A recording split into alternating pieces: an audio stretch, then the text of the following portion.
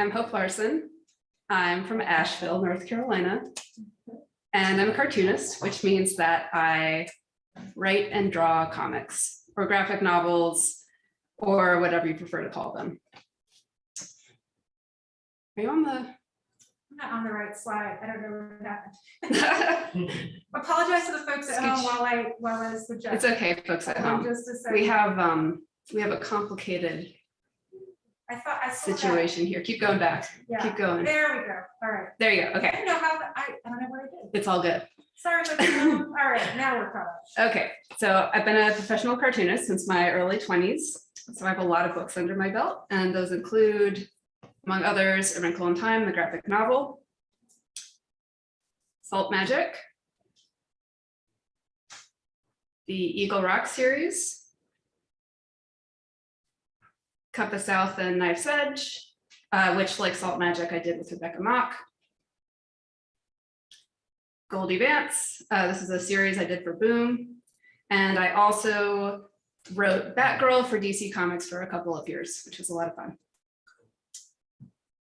But today I'm going to talk about my new book, Be That Way. Actually, I guess, am I even on the screen? I'm just talking. No, you're Can they see me? They can see Okay. you. You're small. All right, okay. I wasn't sure. Yeah.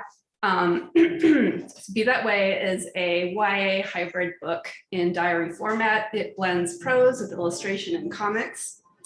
And the content is quite a bit edgier than my middle grade books. It's about Christine, who is a 16-year-old girl living in Asheville in 1996. And she's actually about 2 years older than I was at the time, but I wanted to capture Asheville at a specific time. And I also wanted my protagonist to have more autonomy and be dealing with a specific part of adolescence. So I aged her up a little bit. Like I say at the start of the book, this is not a true story. Elements of the book are very loosely autobiographical, but it's not really drawn from my life in any specific ways, which I feel like I really have to say because my parents are listening. So I'm going to kick this off with a short reading. So as context for this section, Christine has cut the last period of school to help her friend, her platonic friend, Paul, look for his lost dog, and they're driving around in West Asheville. This is my first time in his car. An old Corolla that smelled like stale coffee and boy funk. The seats and dashboard were vaguely grimy, but there wasn't any trash on the floor. He doesn't leave anything inside because in his neighborhood, people will break your window to steal spare change out of your cup holder.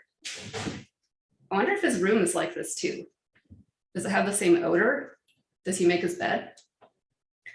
As we drove, the jazz in the background made everything feel like an indie movie about teenage ennui. Scads of atmosphere, zero plot. I asked Paul what to do about Landry and Jason, and he thinks I should tell her in person, not on the phone. I'm sleeping over at her house tomorrow, so I'll do it then. We didn't find Pepper, that's the dog. But Paul called after dropping me at home and said she'd come back on her own. While we were out looking, she was curled up in her bed with a belly full of sausages. Paul and I are like 10% better friends than we were this morning. Life is weird. Saturday, March 9th.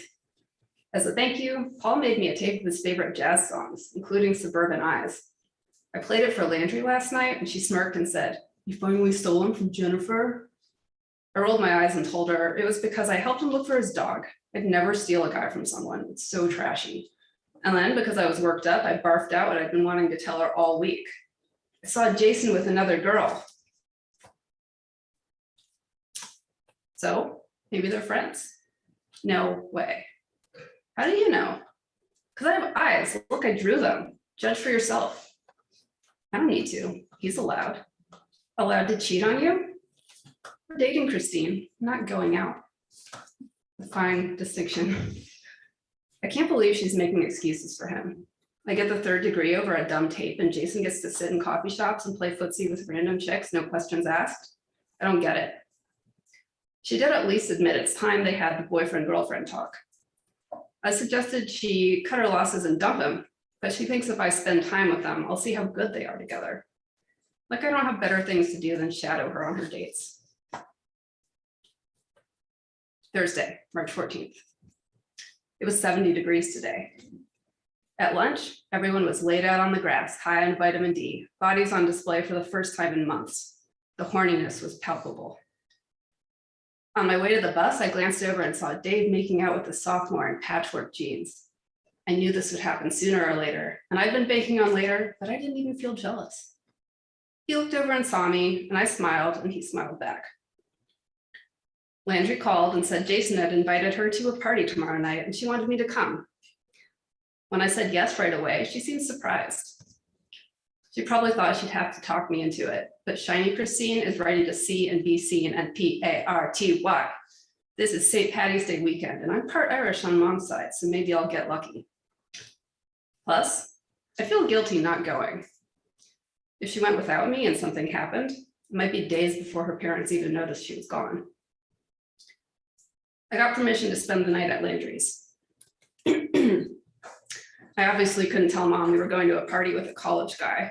She's constantly telling me stories about girls coming to the ER after getting roofied, and how glad she is that she doesn't need to worry about me. So that's a little taste of Be That Way.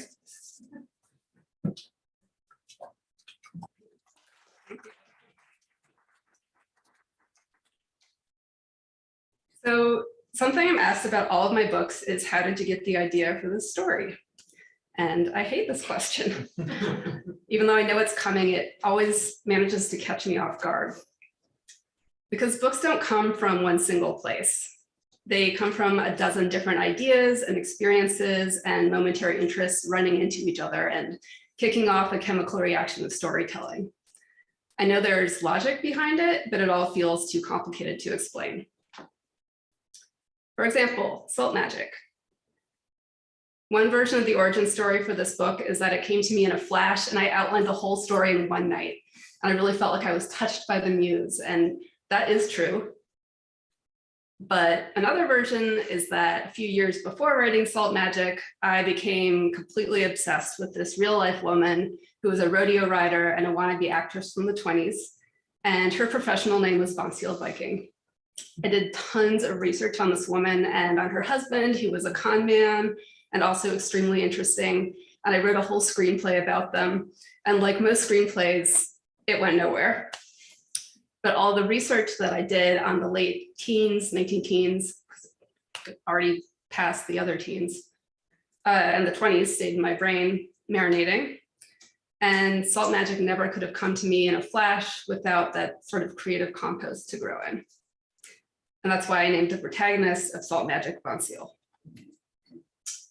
That historical research collided with what I was dealing with in my personal life, like the failure of two serious relationships and my fears that I might never be a mom or have a family. And the resulting book is a pretty layered story about World War I and magic and family growing up and gender roles, but for kids.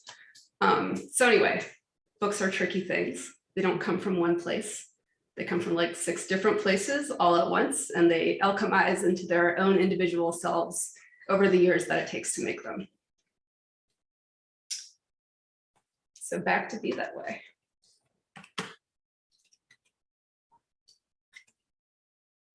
The process of making this book was possibly messier than making Salt Magic, and I'm going to tell you all about it.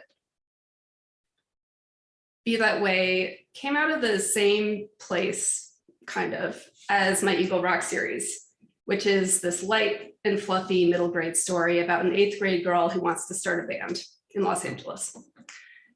I was working on that series and I started teaching myself to play guitar and to write songs. And I'm not at all a musician, but it was a really fun and cathartic hobby, and it helped me to ground Bina, who's the protagonist of these books, and her story in reality. And through writing the songs and the lyrics for the Eagle Rock books, I started writing songs from the perspective of this teenage character who ultimately became Christine, the protagonist in Be That Way. One day I took this long walk around Grove Park, which is, as the folks in the room know, it's a neighborhood in North Asheville, and that's where I grew up.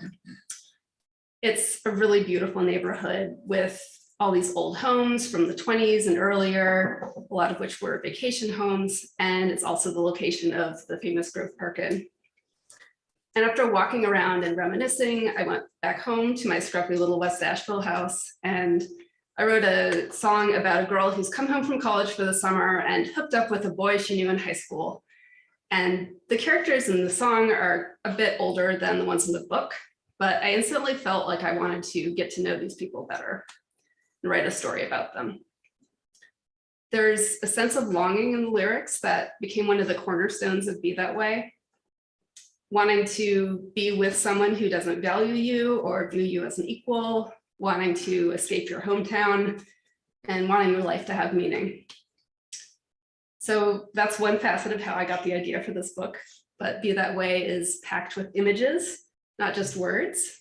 So that brings me to visual style, inspiration, and execution. A source of inspiration when I was just beginning to think of Be That Way and how it would look and feel was Linda Berry's novel, Cruddy. It is another illustrated YA novel by an author who's mostly a cartoonist. And I'm sure that some of y'all know who Linda Berry is. She did Ernie Pook's comic in like every alt weekly everywhere for a long time. She's brilliant. Anyway, this book it's very good, but it's very dark. Berry wrote at least some of the book by hand, drawing the letters with a brush. And I thought her original pages were just so cool to look at. I wanted to create a book that had a similar handcrafted quality. For my proof of concept, which I put together for my book pitch, I hand wrote my pages. I knew this would be impossible to do in the final version because there's just tons of copy editing and revision that goes into my books. But I wanted to give a flavor of what might be possible when I was trying to sell the book. I knew this book was a big creative risk for me, and the first publisher I took it to turned it down. They felt that teens weren't going to connect with the format or with the 1990s setting, which I think is kind of funny now because it seems like every TV show right now is set in the 90s. But Be That Way was one of those books that I felt like I just had to make. It was a passion project. I wanted to see it through. Ended up selling it to Margaret Ferguson at Holiday House. We'd worked together for many years, starting with A Wrinkle in Time, the graphic novel, and she fortunately trusted me enough to see the project through. The final version of Be That Way uses a font for the text, and I made all the artwork in Photoshop. This is my first time working fully digitally. I typeset the book myself, which is not typical for authors. Typeset means I put all the words in. You can blame any typos on me as a result. But because I was actively moving text and artwork around during the writing and illustration process, I just couldn't figure out a way to pass that off to anybody else. The interplay between the text and the images and fitting everything onto the pages was really, really hard. And a lot of the time when I was making this book, I felt like I had chosen the most difficult aspects of writing prose and making comics and just squished them together into this like nightmare project. But it was also fun. Also, because this was my first attempt at writing something close to a novel, I really struggled to wrap my head around working with long form prose. With Margaret's help, I did 4 major rewrites of this book. And each time I threw away about a third of it, which means that I tossed out 80 to 90 pages of text and art every time I did a revision, even after outlining the book. This is not an efficient way to write a book. And I'm going to talk a little more about editing later in this presentation. The font. I always expected to use fonts for this book. Like I said, I wished I could have lettered it by hand because diaries are handwritten. And I felt the finished project was going to lose something if I used a font, but I didn't have 10 years to make the book. So I needed to compromise on that. I felt that the next best option to hand lettering was to create a font that would mesh with the artwork and be a visual aspect of Christine's voice. The primary font I created for this book, which we see a lot of, I named my so-called font after the classic 90s TV show, My So-Called Life. And it is inspired by some 90s era handwriting samples from journal entries and letters that I scraped off the internet, and a little bit of my own handwriting. I used an Adobe Illustrator extension called Font Self Maker to make the font and all the others in the book. And I recommend it to anybody who wants to play around with making a font because it's a pretty intuitive little app. I continued tweaking the fonts the whole time I was writing the book, and I'm pretty happy with how they turned out, since I have especially like no experience in typography. My next element of inspiration for Be That Way was the real life places that I've included in the story, which are the main autobiographical element in this book.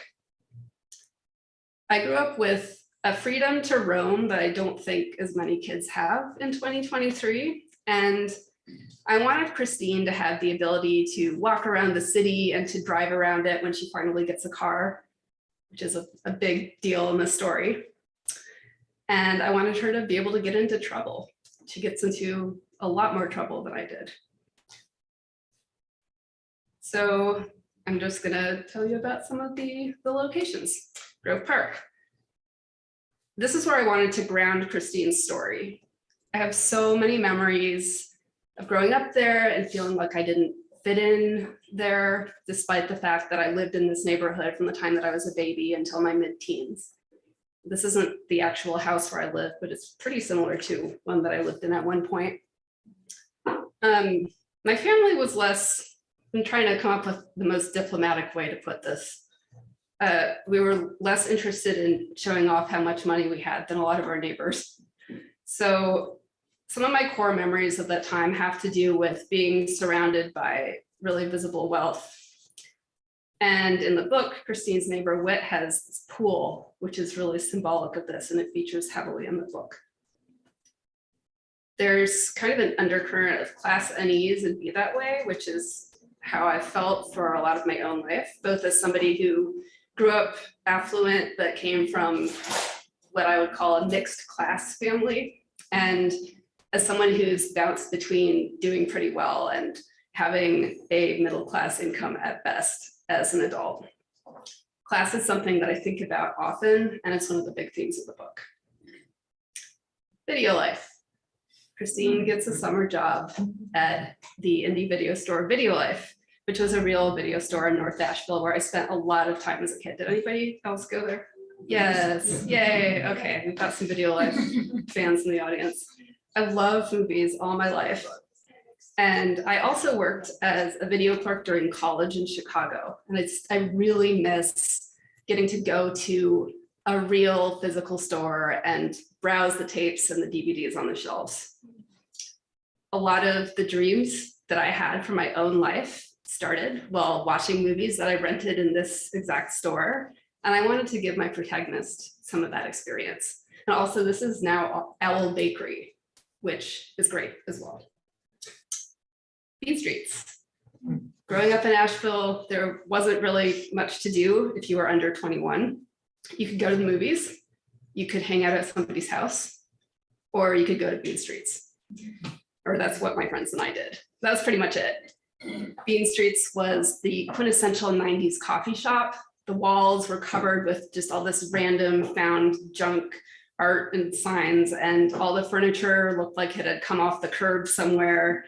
And you could get a fancy coffee drink there, which was really, really exciting because we didn't have Starbucks yet. That was like a big deal. So my friends and I spent a lot of time here. Anybody remember this one? This is like a deep cut. Oh, all right, we've got some Taking Garden fans. This was your basic American style Chinese restaurant.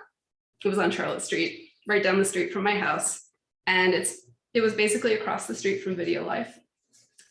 My family ate there a lot. And I'm still not totally clear on if it was demolished or just remodeled, but it's a vet clinic now. I had a really hard time finding photo reference of the exterior of the building, which I needed because I'd written this really important emotional beat in the book that takes place there. So I combed through the internet looking for photos. I went to newspapers.com. I could not find anything.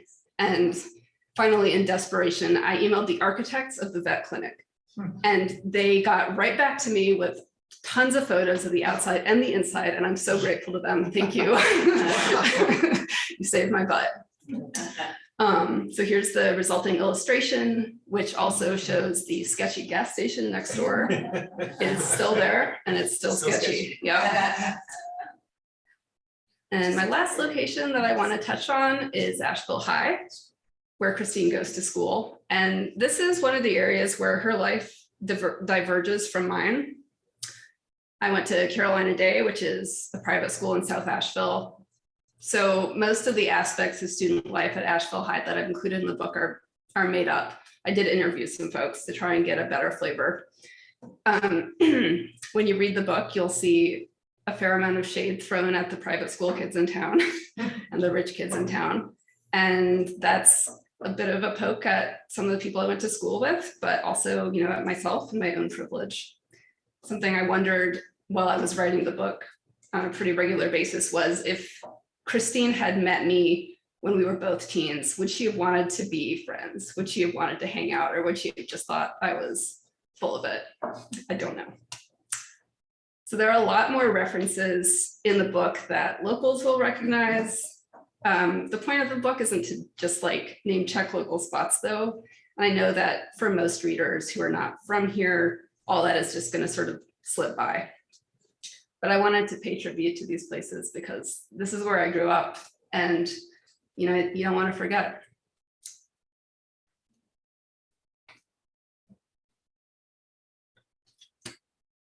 How am I doing on time?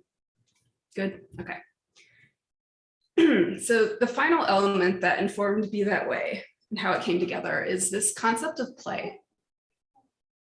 This hair, and it's in my peripheral vision, and I just can't seem to find it. Okay, got it. It was really important to me that this book felt playful and expressed a sense of artistic curiosity. That's how I wanted my readers to experience it, and it's also how I wanted to feel when I wrote and drew it. I wanted to depict a young person who's experimenting with art and with writing, and I wanted to experiment also. I work primarily as a cartoonist, which I mentioned, and I'm really fortunate to have been doing this job for as long as I have. But it can also be kind of tough sometimes to get out of my usual way of doing things. I wanted to get out of my comfort zone, and I wanted to give myself permission to try out tools and styles that I'm not used to. I wanted to create this anything goes space for myself, even if I didn't stick the landing every single time. This play is about exploration, not perfection. So I'm going to show you some of the art styles that I experimented with in this book.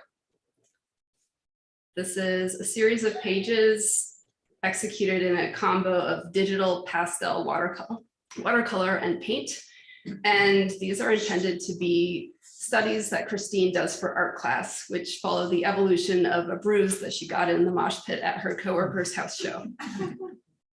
It felt really indulgent to spend 4 pages on this little exercise out of my book.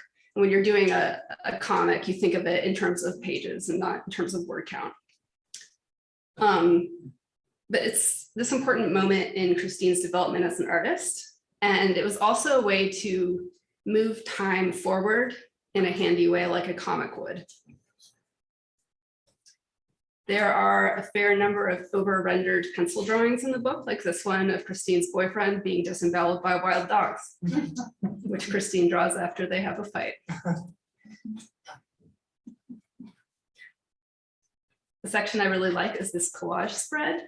Christine is waiting to pick up takeout at Peking Garden, and she's sitting by a fish tank, which I vividly remember from childhood. And on the other side of the tank, she overhears Landry, her friend, her ex-friend, making a big scene.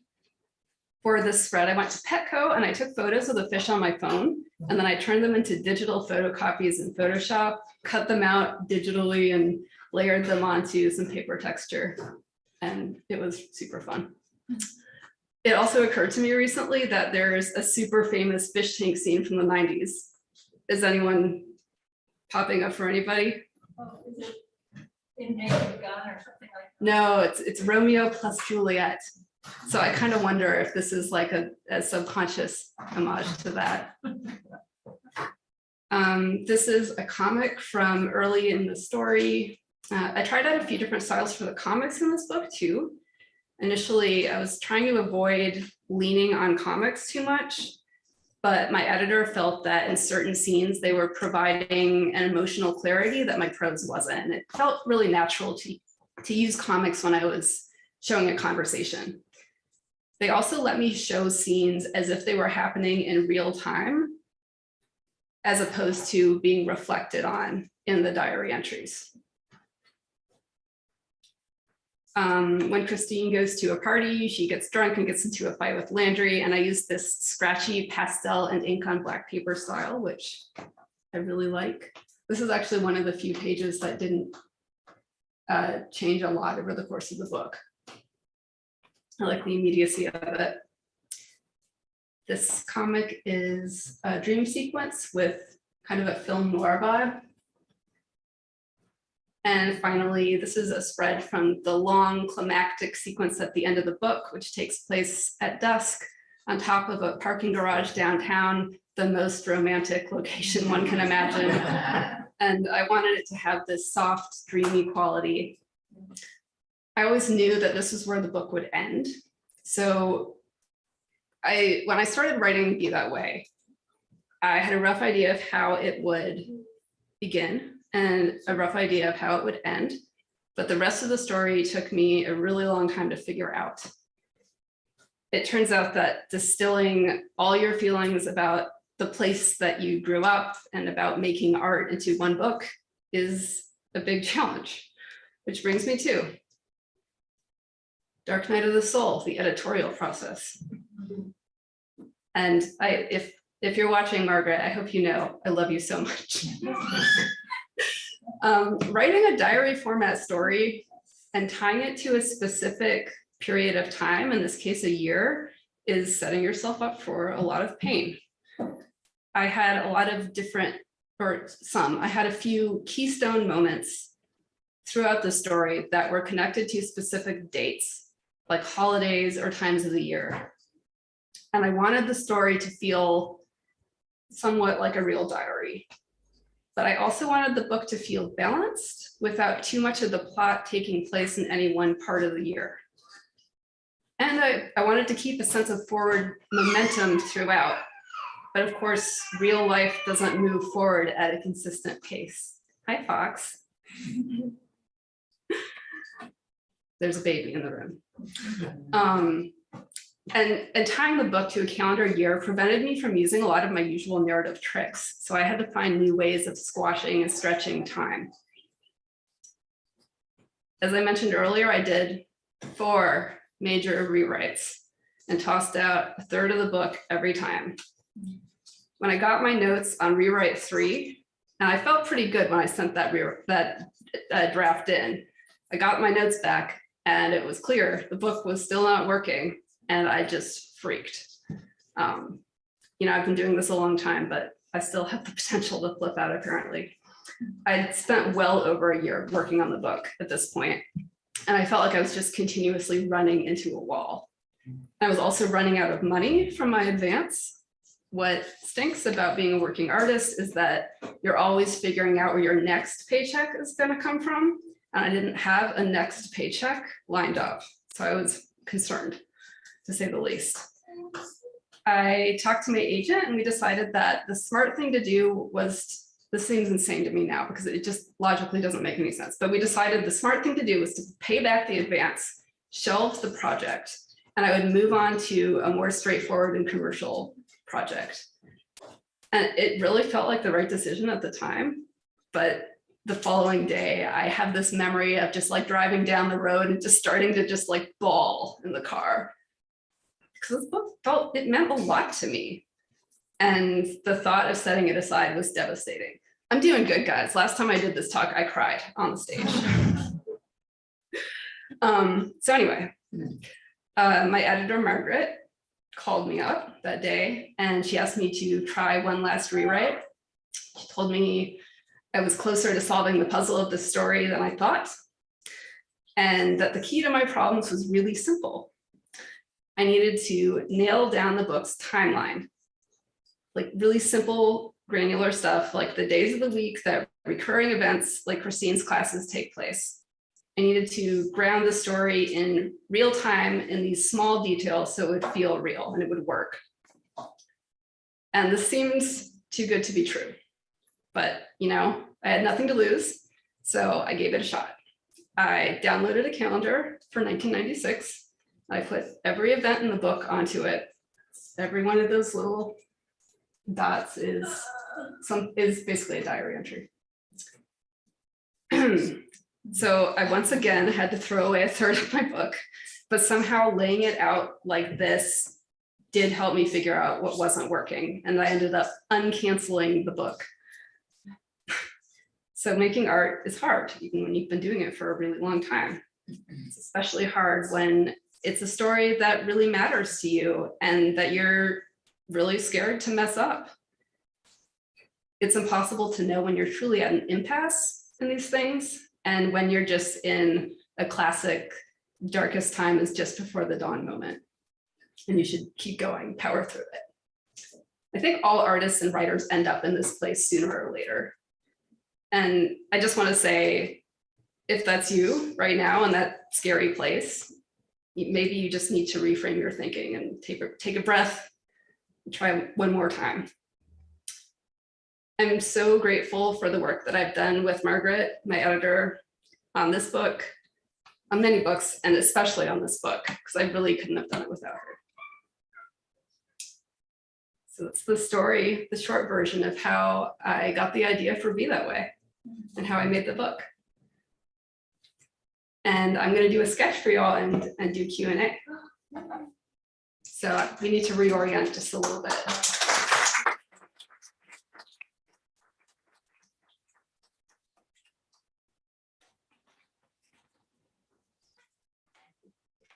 Do I need to hold the mic?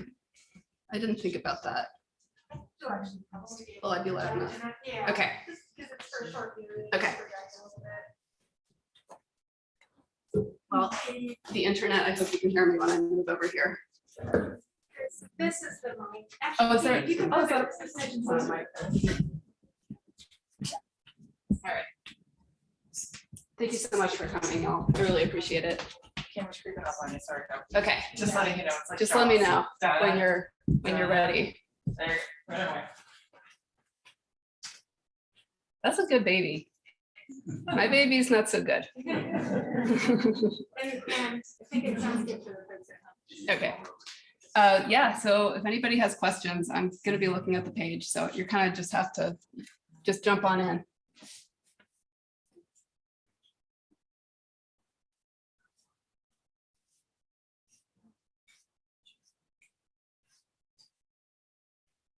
Did we get any from the internet? Not yet. Okay. Type of reminder. Any questions while it's What are you drawing? I'm going to be drawing Christine, the protagonist of the book. So page count's the thing, but what did you end up as a word count?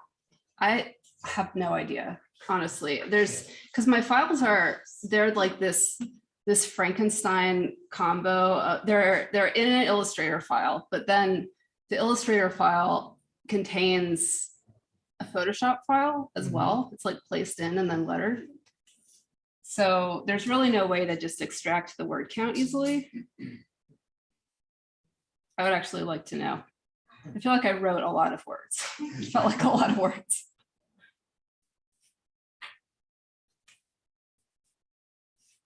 Is that typically the size you draw out and then it's reduced?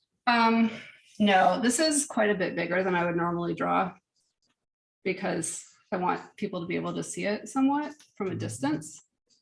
So this is my first book that I did all digital.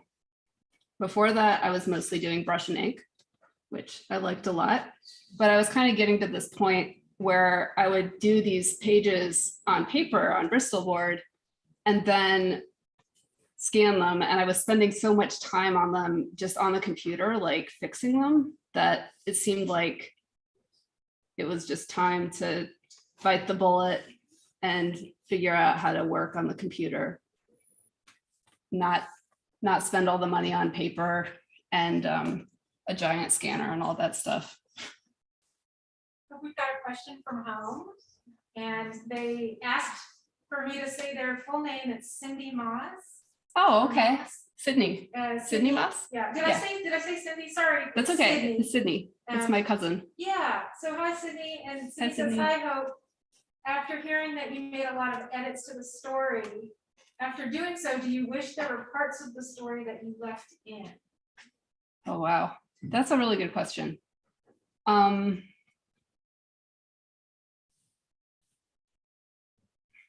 I don't know. I tend to just look at the finished product. And if it's not in there, it probably wasn't necessary for me. So I don't think there's anything that I really miss. Or I can't even think of anything that I cut in it. So there you go. I was sight out of month. Yeah. Well, it's just, you know, it's such a big project that I feel like my brain has to constantly be dumping out the stuff that it's not using, or I can't keep the story in my head. Yeah. All the different people and their motivations and what's happening. So your editor had your editor had that great idea about using a calendar. Yeah. It seems like just a no-brainer, like, oh, why don't we all think of that? Would you use that moving forward because the linear, you know, at least to organize all your stories moving forward? I might use it. I don't think I've ever written anything that was so time dependent or so dense in terms of plot and just character stuff. I would probably use it again if I got into a jam, but I don't think that I would start out that way because it just isn't usually necessary. Feels like an extra step.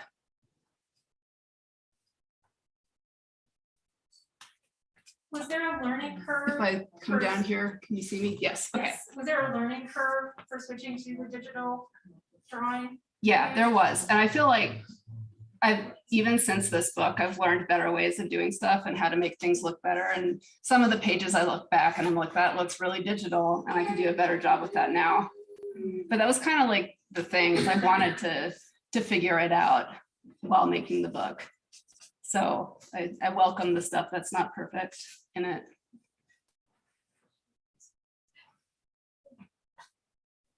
Did you journal a lot when you were younger? I didn't. I feel like I always wanted to be somebody who kept a journal, and I would write like 3 entries and then stop and never return. So I remember cleaning out my closet and just finding all these journals that had like 4 pages in them. I wish I was a person who did that. Do you think that maybe journaling like 90s style is coming back and youth will write in a journal versus writing online? I hope so. I feel like young people do all the really cool stuff. So what do you think? Do you think that's making a comeback? This is kind of like the idea of I guess writing what for a journal yourself could versus be. like writing for everyone else is kind of wonderful to think about. Yeah. Not always needing to share it and maybe keeping it. Yeah, I which think I missed that maybe versus like our need to share with everyone. yeah, I think probably so. I think that I'm Gen. What Gen am I? Y? Yeah, Gen Z seems to have a healthier approach to making stuff and not having it be like girl boss or like monetized, which is cool. I wish that my brain wasn't always trying to make a buck off of stuff, and I try really hard to get away from that, but it's also sometimes hard to just sit down and make stuff and have it not be tied to my livelihood.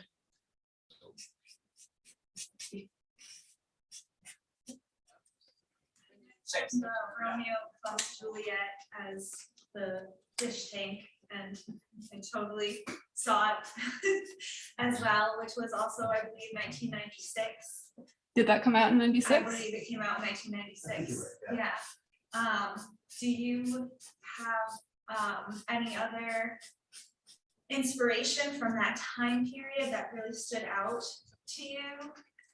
Were you a fan of that movie, or? No, I actually wasn't. Yeah. I like the idea of it seems really cool, but I've never enjoyed it. Yeah. No offense to anyone who does like it. It's just not really my thing. Reality Bites was one that I was obsessed with and kind Yeah. of still am. And let's see what else. I watched a lot of classic films, like a lot of Hitchcock and stuff like that.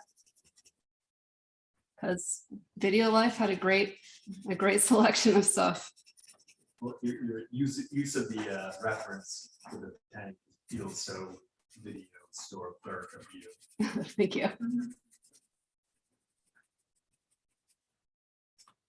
Well, I guess that's pretty much it. I only have like green and yellow. That's all the colors I had at home, so I'm gonna have to stop there. Yay. Can you,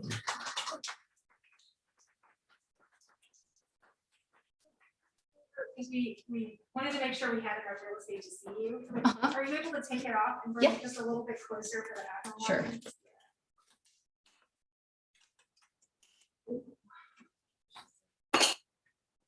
Okay. Excellent. Yeah.